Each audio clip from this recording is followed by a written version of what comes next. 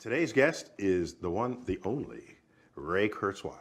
He's an author, he's an inventor, he's an innovator, and this is our conversation. Ray, welcome to the show. Great to be with you, Neil. Yeah, so let me just up front say I'm probably your biggest skeptic, just so you know. That's what you got, so you ready for this? You're probably not the biggest skeptic. So I'm going to pretend like we're just at a bar, just arguing. First, I'm angry with you for taking our word singularity. That word had a perfectly good use, perfectly fine definition. It's what happens at the beginning of the universe and in the center of a black hole, and you had to go up and name it something else. Yeah, well, John von Neumann actually came up with that. Okay.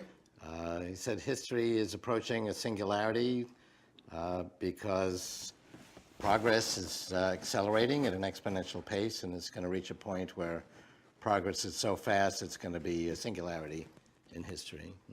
This is John von Neumann, the computer, Yeah. computing pioneer. Yeah, he invented the architecture that all computers use today. Although actually Babbage invented it a century earlier, but John von Neumann... The Babbage, it was a machine he invented. Babbage created a mechanical computer that never actually worked, but it actually had the architecture we use today. John von Neumann derived it independently a century later. So what's your background, actually, just so I get some sense of this? Well, I decided I was going to be an inventor when I was 5, and discovered the computer when I was 12. Not so amazing for 12-year-olds today, but there were only like 12 computers in all of New York City. Well, you're a native New Yorker? When I was 12, yeah. I was actually... So I have to ask you what high school you went to. I have to ask you. Martin Van Buren High School. Martin But it was Van Buren. actually IBM 1620 at Flower Fifth Avenue Hospital in Spanish Harlem, which I had the midnight to 8 a.m. shift. As a what? I was programming. Oh, so you were a computer person for the hospital on that computer? Yeah, in fact, I created the statistical tests that we use to evaluate the Head Start program. Oh, wow. Okay. Like analyses of variance and so on. Wow. So you go way back. Yeah, well, it's only 50 years. Okay. You go way back in a human lifetime, not in a cosmological timescale. So at what point, you wrote a book called The Singularity. It was, The singularity is back in near. This is what, like, cult leaders, the end is near. Well, back in 2006, you write this book. It is a play on the end is near. Okay. Yeah. What did you predict at that time? Well, actually, going back to a book I wrote in the 1990s, The Age of Spiritual Machines, I predicted that... The Age of Spiritual Machines. Yeah. Okay.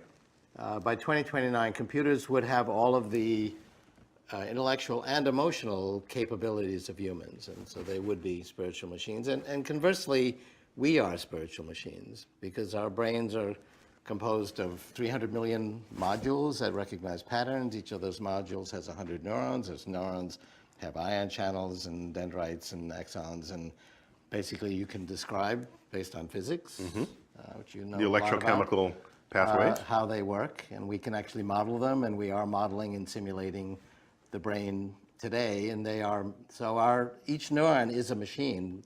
Very few people would disagree with that. Well then, you know, the 30 billion neurons in our neocortex is a machine also. And actually we can understand it. My most recent book, How to Create a Mind, talks about how that machine works. That sounds diabolical, how to create a mind. What's going on in your basement? You can tell me, nobody's looking, tell me. Well, we are understanding how human intelligence works. I mean, these things are brain extenders already. Yeah, We are the smarter. smartphone that you point to. On your... Our brain is already expanded in the cloud. We're smarter as a result. We'll directly connect our neocortex in the 2030s. But wait, let me... Well, the last time we did that was 2 million years ago when we went from primates to humanoids, and we got these large foreheads. And we had the frontal cortex, which is where we do language and art and science and physics and radio shows. No other species does that. But it's not qualitatively different. The frontal cortex is actually was just an additional quantity of neocortex.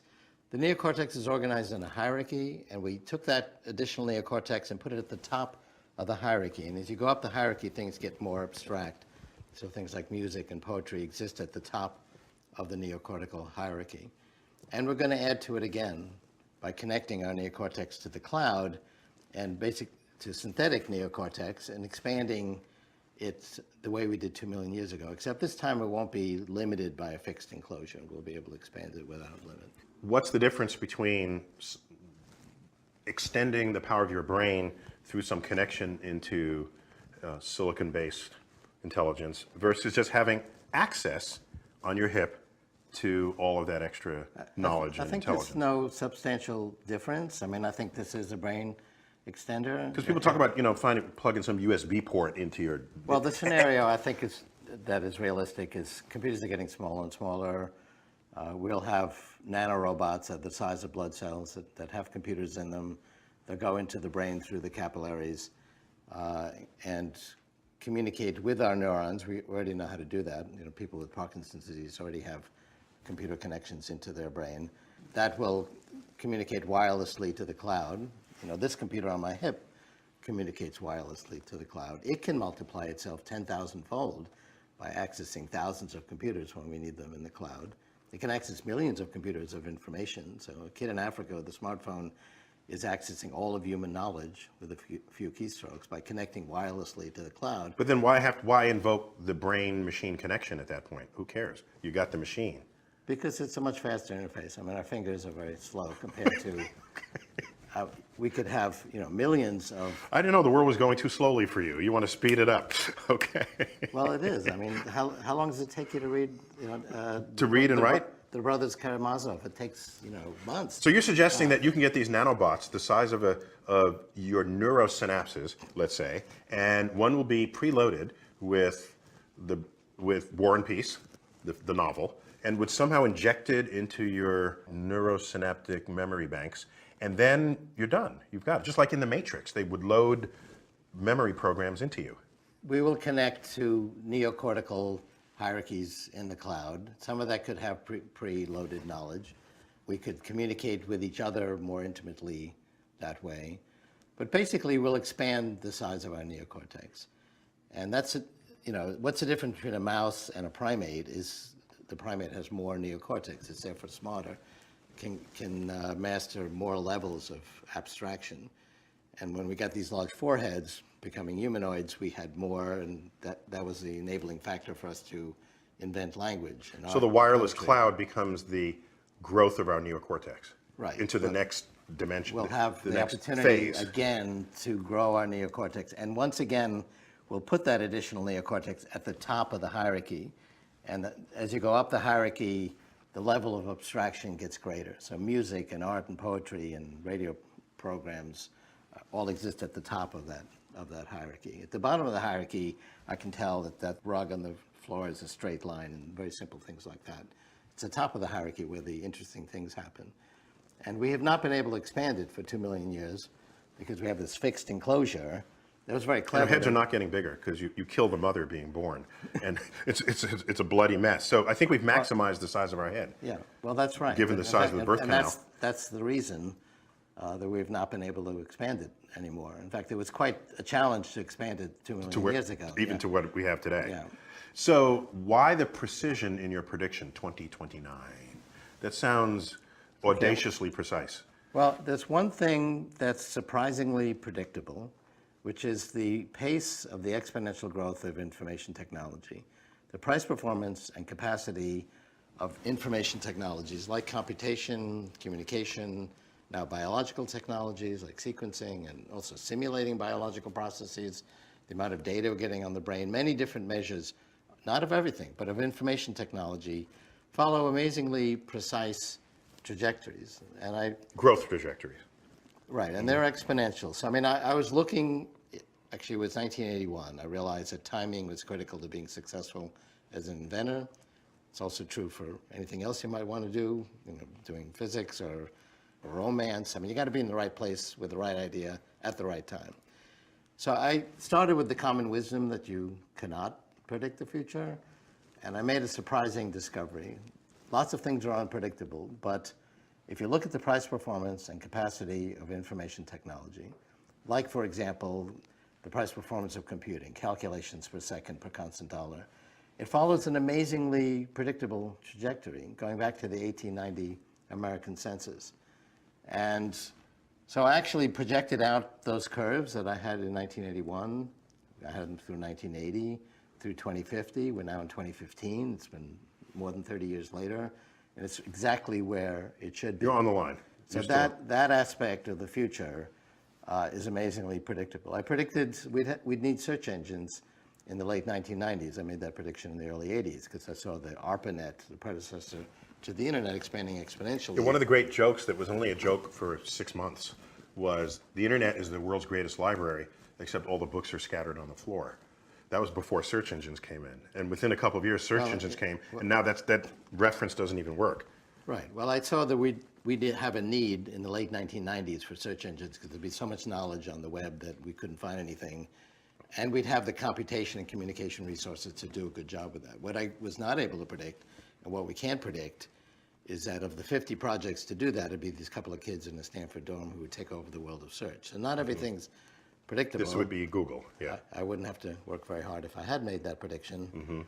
And I actually took my first job ever, at least for a company I didn't start myself. I was wondering if you actually ever had a stable job. Or are you just riding on your... Well, that's a stable job for a pretty unusual company. Yeah. This aspect of the future is very predictable. If you measure the capacity and price performance of these different information technologies, computation, communication, biological technologies, technologies having to do with the brain, they follow these very predictable trajectories. One of the reasons you might be skeptical is it's not intuitive. Our intuition is linear. And so the difference between myself and my skeptics or critics is we're both looking at the same present, and people then apply their linear intuition about the future. I mean, if you wonder... No, I can think exponentially. I'm skeptical for different reasons than that, but go on. I'll get there. Well, you know, if you wonder why we have a brain, it's to predict the future.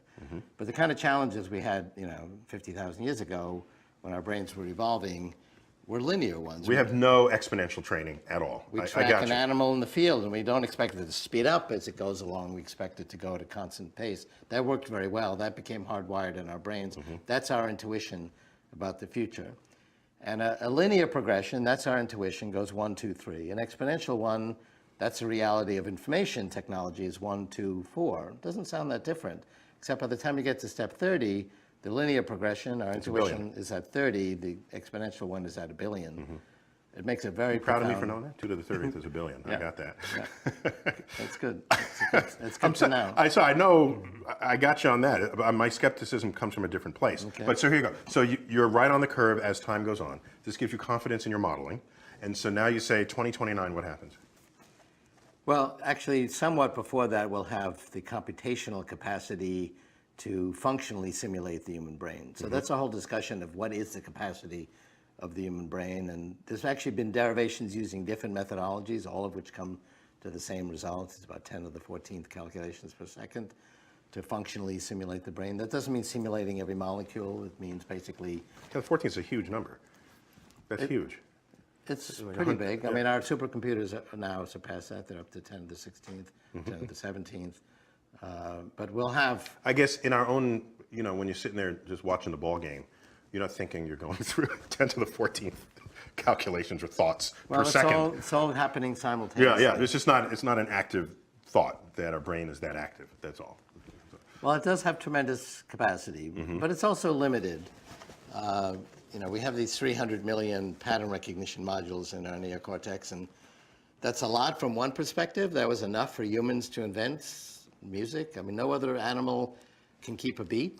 No other animal. Some humans can't either. Just to be clear. Okay. I've met a couple who could, but it's also limited. We have expanded it to some extent by connecting, at least indirectly, with devices. Right. So you project to the future, some point where computational ability and storage. Well, computation's one side of the question. The other is the software side. That's a more complicated analysis, but our information about how the brain works is also growing exponentially. The spatial resolution of non-invasive scanning is doubling every year. And a lot of people say, well, it's so complicated because there's billions of different connections, ignoring the fact that there's a lot of repetition and redundancy. There's actually 300 million modules, and they all work pretty much the same way. The neocortex, people thought, oh, that must be very different because that does art and poetry, compared to, let's say, V1, which can tell that there's a straight line in front of me. But it actually turns out to be the same algorithm. But they're organized in a hierarchy, and we put that additional neocortex capacity into the top of the hierarchy. And there are descriptions today. I have one in my book, How to Create a Mind, of roughly, functionally, how the human brain works, how the neocortex works. That's where we do our thinking. We're going to refine that as we get more and more information about the brain. What's the downside? So we're going to keep moving in that direction. And I believe we can have a world that's essentially free of poverty, where disease has been greatly reduced, clean up the environment, have plentiful resources in terms of energy and food. And the downside is, I mean, there's lots of movies about the downside. I don't need you to tell me about what the movies do. All right. Where, the AI is trying to destroy humanity, and it's the humans against the artificial intelligence or the robots, or it's two groups of humans fighting for control of the AI. One thing that gives me comfort is we don't have one or two AIs in the world. We have 2 or 3 billion AIs. I mean, a smartphone is an artificial intelligence. It's in fact very intelligent, and it accesses the cloud and makes it even more intelligent. And it's in billions of hands. And people say, oh, well, only the wealthy are going to have these technologies that Kurzweil talks about. And I say, yeah, like smartphones, where you in fact had to be wealthy to have a phone, a mobile phone. It wasn't very smart, 20 years ago. And it didn't work. Only the cool people had mobile phones, like Gecko in Wall Street. There's the famous scene where he's walking on the beach and he's got that sort of shoulder-mounted mobile phone. And I remember seeing that, I say, wow, that's really cool. He's so rich, and he can just walk down the beach with a phone on his shoulder. And it really didn't work very well.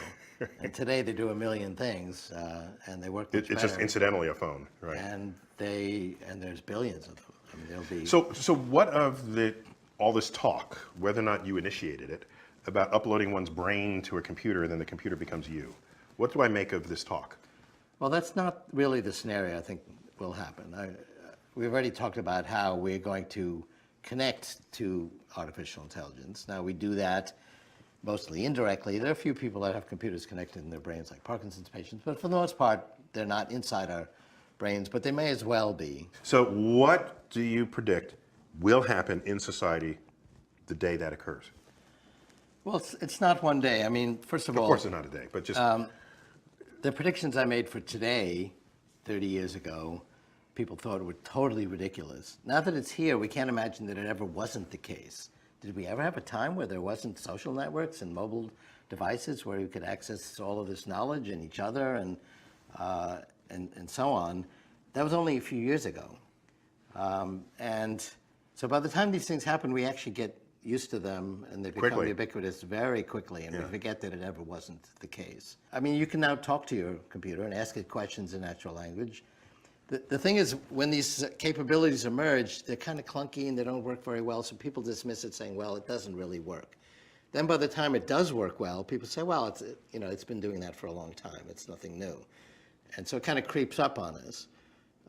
Computers, we're going to be talking to them, and they're going to get more and more sophisticated, and very gradually they'll become more and more human-like to a point where they're really indistinguishable. And so, 100,000 years ago, we couldn't reach that fruit at that higher branch, so we invented a tool that extended our physical reach.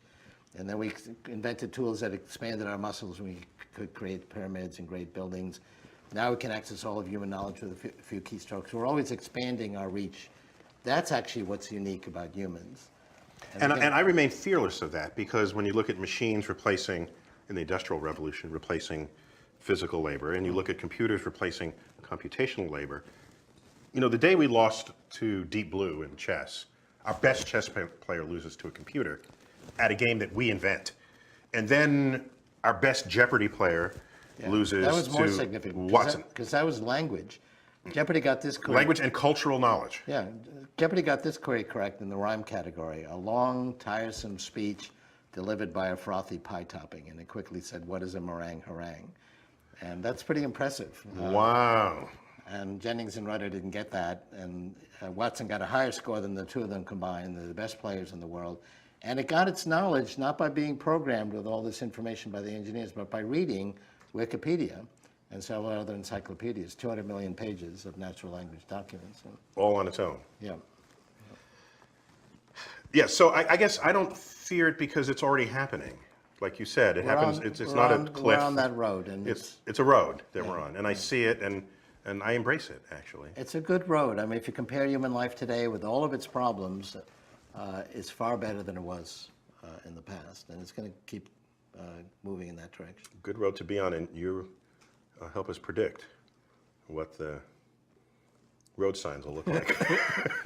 Working on it. Right, it's been a delight. Yeah, It's been delightful. definitely. So you have cured me of my skepticism Good. of where you're coming from and where you're going. Until I see your basement, I want to know what you're working on. Well, you'll never see that.